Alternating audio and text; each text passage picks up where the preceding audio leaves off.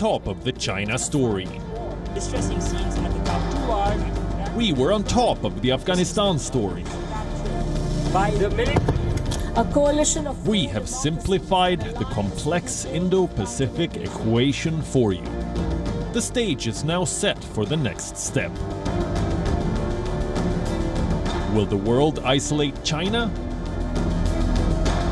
World leaders are meeting here in Washington, D.C.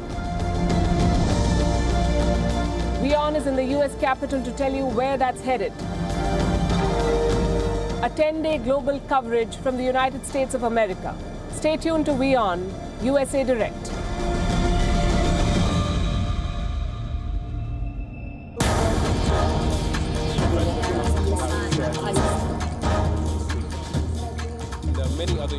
This is great, Arab.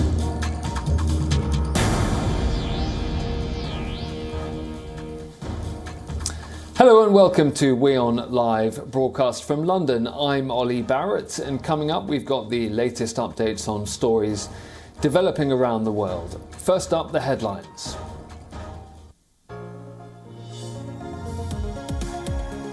British Prime Minister Boris Johnson arrives in New York ahead of the United Nations General Assembly, hoping to use the visit to bolster the UK's climate leadership role for the upcoming COP26 climate summit in Glasgow.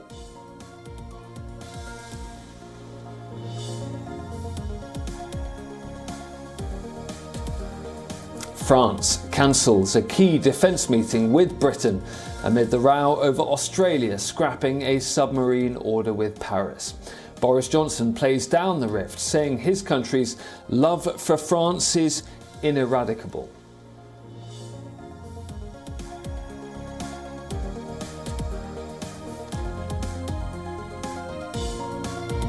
North Korea warns the United States risks a dangerous nuclear arms race by providing submarine technology to Australia and accuses Washington of adopting double standards. Pyongyang says there will be countermeasures.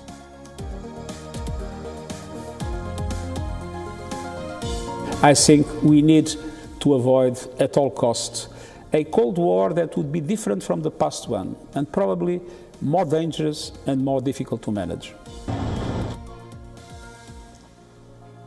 Ahead of the annual United Nations gathering of world leaders in New York, UN Chief Antonio Guterres warns of a potential new Cold War. He appeals to both China and the US to repair their relationship.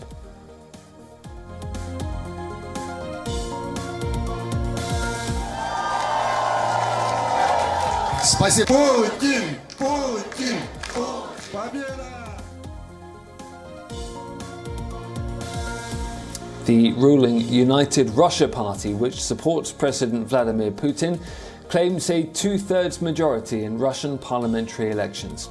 There have been reports of voter fraud, brawls and detentions during the polls.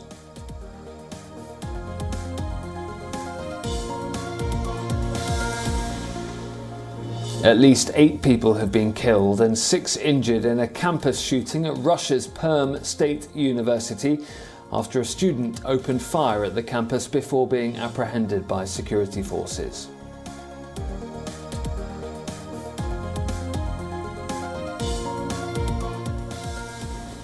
Lava continues to flow from a volcano that's erupted on Spain's Canary Islands, destroying around 1,000 houses and leading to the evacuation of over 5,000 people.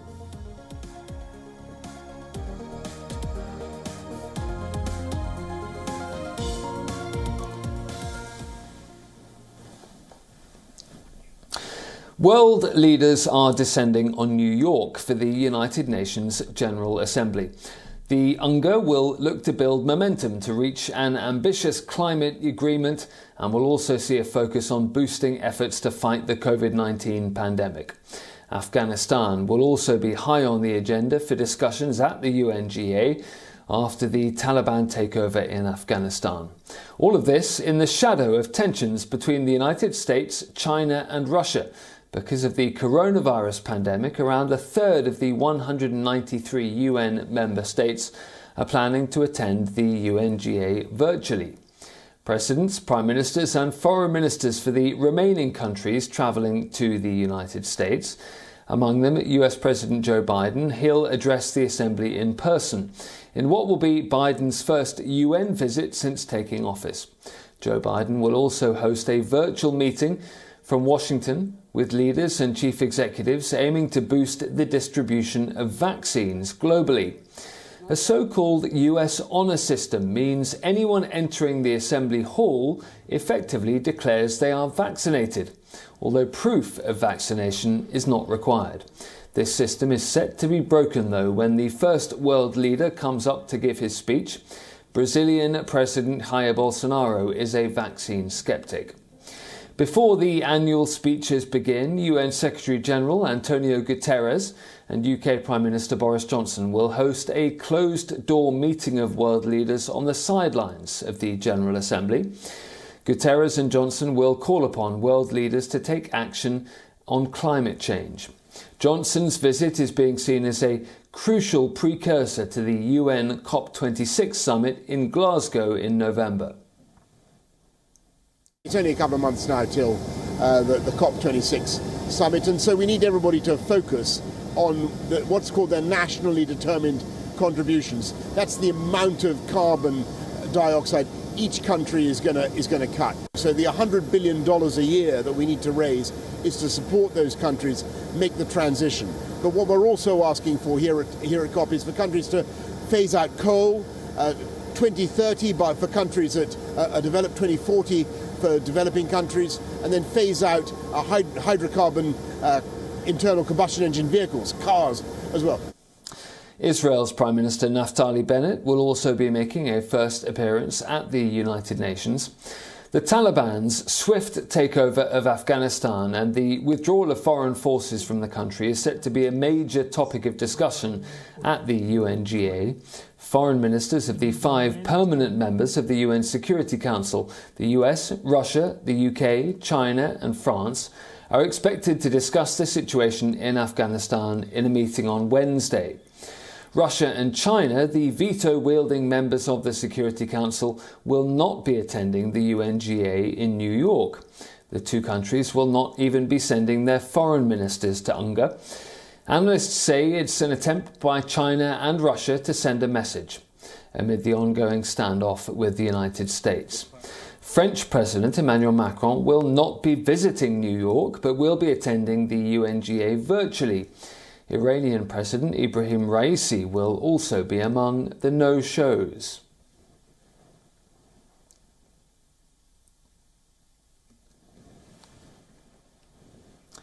This crucial week will end with leaders of America's closest allies in Asia, Indian Prime Minister Narendra Modi, Japanese Prime Minister Yoshihide Suga and Australian Prime Minister Scott Morrison, heading to Washington for the first in-person meeting of the so-called Quad. That meeting is scheduled for Friday. Washington is all geared up for a mega geopolitical event. The first in-person summit of Quad leaders of India, United States, Australia and Japan. The summit marks a major milestone and coming of age for the grouping, which has been in works for some time now. One of the key focus areas in this summit will be the Indo-Pacific vision, which is being backed by India and the US among other countries in the region. He will participate in the first in-person Quad Leaders Summit in Washington on September 24th. On September 25th, he will address the UN General Debate of the UN General Assembly at its 76th session. While the Prime Minister is in Washington, he will also have a bilateral meeting with President Biden. We also look forward to bilateral meetings with other Quad leaders, time permitting, as well as bilateral meeting with some other leaders while he's in New York on September 25th. United States is the first host of the Quad and President Biden had taken a lead on it early on. White House in a statement reiterated the Biden-Harris administration's priority of engaging in the Indo-Pacific through new multilateral configurations to meet the challenges of the 21st century. A host of issues are on the table for the Quad Summit, including maritime security, cyber security, critical and emerging technologies, connectivity and infrastructure. humanitarian assistance and disaster relief, and climate change. Washington will also see first in-person bilateral meeting between Prime Minister Modi and President Biden. Prime Minister Modi and President Biden have spoken 3 times so far and participated in Quad leaders and climate leaders virtual summits chaired by President Biden this year. From Washington, the focus will shift to New York later in the week, where the world leaders are converging for the United Nations General Assembly session. Prime Minister Modi will also address the 76th session of the UNGA. And as the United Nations General Assembly convenes in New York, UN Secretary-General Antonio Guterres has urged the world's 2 major economic powers, the US and China, to cooperate on key global issues. Tensions between the 2 countries have been persisting over human rights, the economy, cybersecurity and sovereignty in the South China Sea. The UN Secretary-General is urging the 2 nations to keep bilateral spats out of efforts to address the climate crisis. Now, warning of a potential new Cold War, Guterres is imploring the 2 countries to repair their dysfunctional ties. He says they should negotiate more constructively on issues like trade and technology. The relationship between China and the United States is today totally dysfunctional.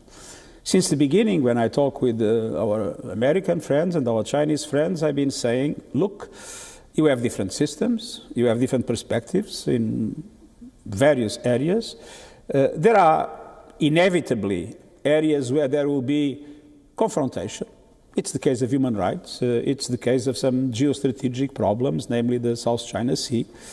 There are areas where I believe there is convergence of interests and there must be strong cooperation, climate. And there are areas where a serious negotiation is needed, trade and technology. We need to re-establish a functional relationship between the 2 powers.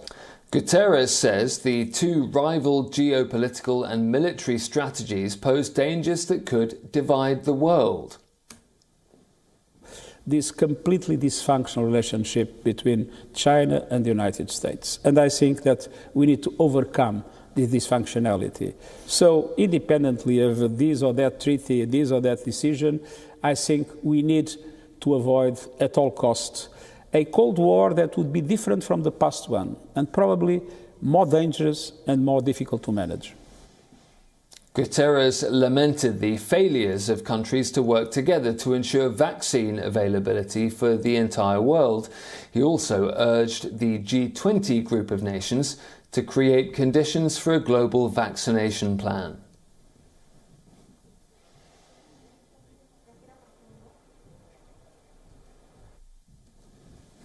France has escalated its protest against the loss of a $66 billion submarine contract with Australia. France has now cancelled a Franco-British Defence Ministers' Summit, which was due to take place this week. Sources say France's Armed Forces Minister has personally decided to drop the bilateral meeting with British Defence Secretary Ben Wallace. But British Prime Minister Boris Johnson is downplaying the diplomatic rift with France, saying the UK's love for France is deep-rooted. Johnson insisted Britain and France have a very friendly relationship, which he described as one of huge importance.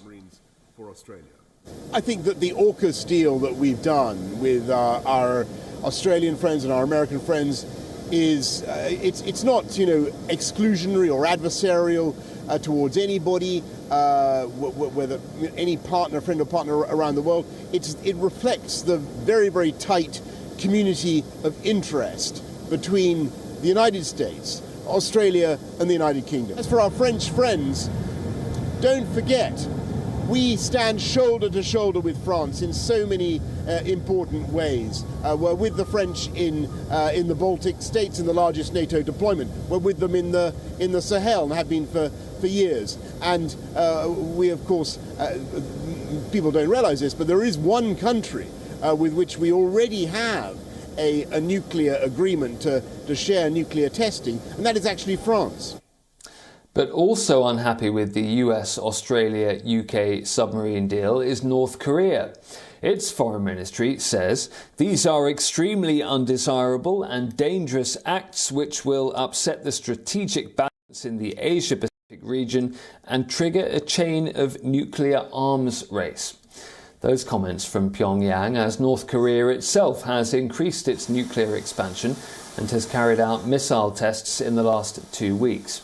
The scrapping of the multi-billion-dollar submarine contract, struck in 2016, has triggered a diplomatic crisis, with Paris recalling its ambassadors from Washington and Canberra. France has accused its allies of not consulting with them, an allegation denied by Australia. Australia says it's made its concerns over the contract known to Paris previously. The Australian Prime Minister says the decision was made solely to keep Australians safe. This is always about ensuring that Australia's sovereign interests will be put first, to ensure that Australians here can live peacefully with the many others in our region, because that's what we desire as a peaceful and free nation. French President Emmanuel Macron and US President Joe Biden are due to speak via telephone in the coming days to discuss the crisis which has dealt a blow to US-France relations. The aim of the trilateral pact is to counter China's growing influence in the Indo-Pacific region. And for more on this, let's cross to WION's London Bureau Chief Mandy Clark, who's joining us live. Mandy, how concerned is London by the anger that we're seeing coming out of Paris? Well, they're certainly downplaying their concern, but I think they are likely behind closed doors quite concerned, largely because France is so furious about how they've been essentially cut out of this pact, and not just that multi-billion pound deal that they lost on that submarines, but also, for the UK, they do share the channel. There has been issues just in the past weeks about the number of migrant crossings. Priti Patel accused France of just allowing more migrant boats to go through. And so there's a number of other issues that the UK and France are deeply embedded with, and they don't want issues cropping up elsewhere to cause bigger consternations, for example, on that channel. So I think they will be working very hard to repair relations. Of course, France is furious. They've described the UK as a spare tire, and they didn't have to recall their ambassador because they know the UK is always opportunist. So not very kind words coming out of Paris.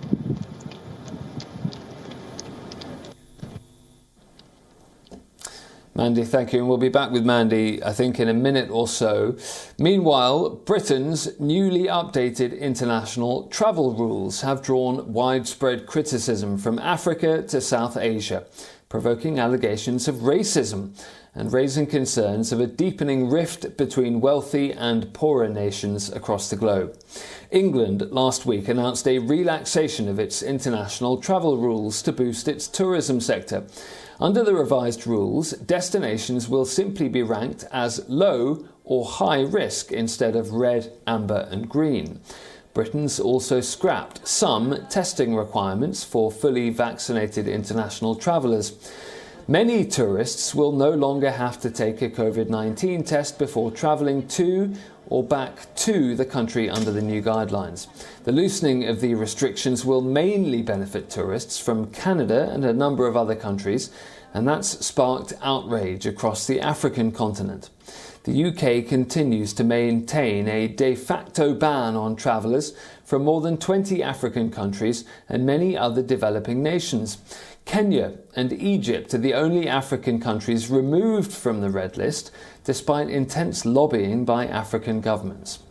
According to experts, the ban could have a devastating impact on the tourism industry of many African countries where British tourists are a key revenue generator. The UK said on Friday it would deem travellers to be unvaccinated if they had not received their vaccines from a shortlist of approved countries, primarily in Europe and North America. That rule applies even to those who were vaccinated with Pfizer or AstraZeneca jabs in some countries, including India. Travellers, even if they are vaccinated, will face tougher testing rules along with a 10-day self-isolation from those places.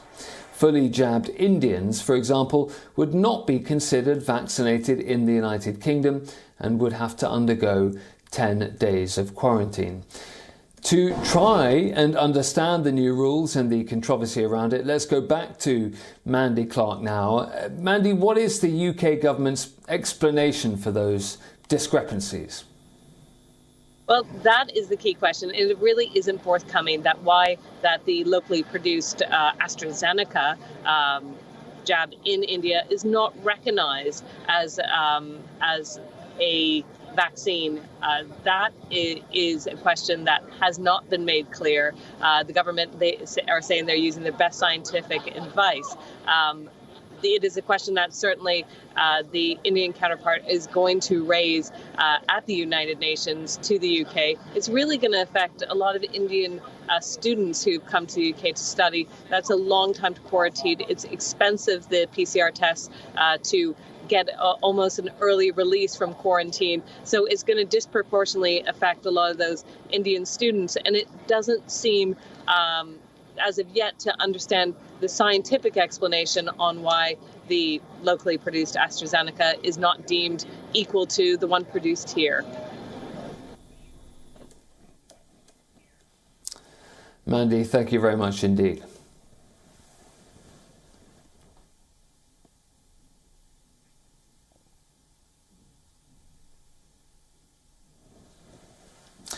Something different is happening in Israel this week as the country celebrates the festival of Sukkot. Temporary booths or tents are popping up across the country. Jodie Cohen reports. From tonight, between 1 to 2 million people across Israel will leave their homes. For 1 week, they will sleep and eat, and the children will play in temporary booths all across the country. They're called Sukkot, and most religiously observant Jews live in them throughout the week-long festival of the Tabernacles. Families decorate them and, importantly, host others in them. From north to south, Jerusalem to Tel Aviv, Sukkot fairs are taking place to help people prepare for the festival, so that families can build their own Sukkot in their gardens, on their balconies, or even in a car parking space. I visited one of hundreds of Sukkot fairs across the country, where you can see people are busy buying last-minute makeshift roofs, walls and decorations for the festival, which starts on Monday night. The roofs must be made with natural material like leaves or bamboo, which have been harvested from the ground. And they must be made in a way that they only provide shelter from the sun, not the rain, so the people dwelling in them are subject to the elements. By living in what is basically a shaky tent for the week of Sukkot, it's an annual reminder for Jews across the world that life is fragile and unpredictable. It's a reminder to people to appreciate what they have and to join together in unity. A reminder that the world really is one. In Israel, as serious COVID cases are reportedly going up once again, it's yet another reminder to appreciate life itself. This is Jodie Cohen from Renana, Israel, for WION World is One. Jodie Cohen reporting there for WION, and that is all we have time for on today's edition of WION Live Broadcast from London. Thanks very much indeed for being with us. I'm Olly Barratt, back at the same time tomorrow. Do join us then. For more global news and updates in the meantime, stay tuned to WION World is One.